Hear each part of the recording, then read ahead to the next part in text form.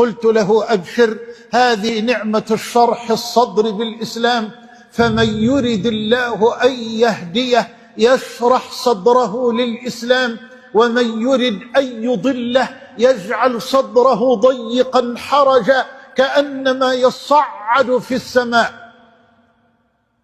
نعمة شرح الصدر.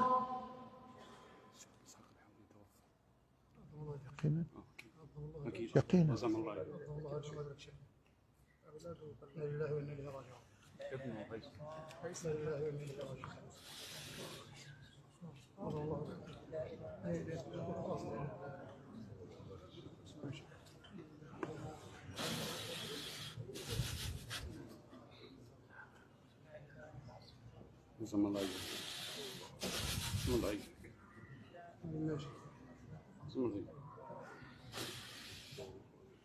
إنا لله وإنا إليه راجعون.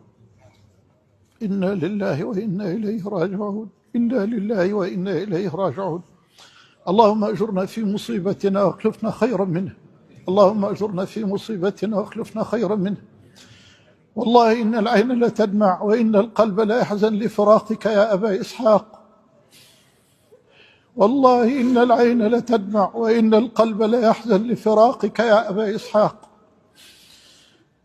هنيئا لك إن شاء الله الشهادة، فلقد مرضت وصبرت، وابتلاك الله في بدنك ابتلاء شديدا وصبرت،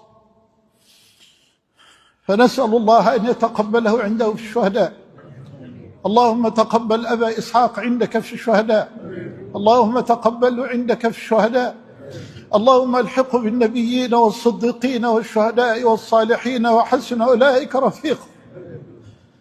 اللهم تقبله عندك في الشهداء والحقه بالصالحين يا أرحم الراحمين. اللهم عوض الأمة خيرا. اللهم أنزل السكينة على قلوب أحبابه وأولاده ومحبيه. لقد صحبت هذا الرجل سنوات طويلة، فوالله ما رأيت منه إلا الخير.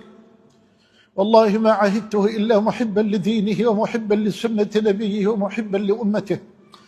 فأسأل الله سبحانه وتعالى أن يلحقه بالنبي في الفردوس الأعلى، وأن يجمعنا به في الفردوس الأعلى، وأن يختم لنا ولكم جميعا بالإيمان. اللهم عافيه واعف عنه. اللهم اغفر له وارحمه. اللهم أكرم نزله. اللهم وسع مدخله. اللهم اغسله بالماء والثلج والبرد. اللهم نقيه من الذنوب والخطايا كما ينقى الثوب الأبيض من الدنس. اللهم زد في إحسانه. اللهم زد في إحسانه. اللهم زد في إحسانه. اللهم تجاوز عن سيئاته. اللهم تجاوز عن سيئاته. اللهم تجاوز عن سيئاته.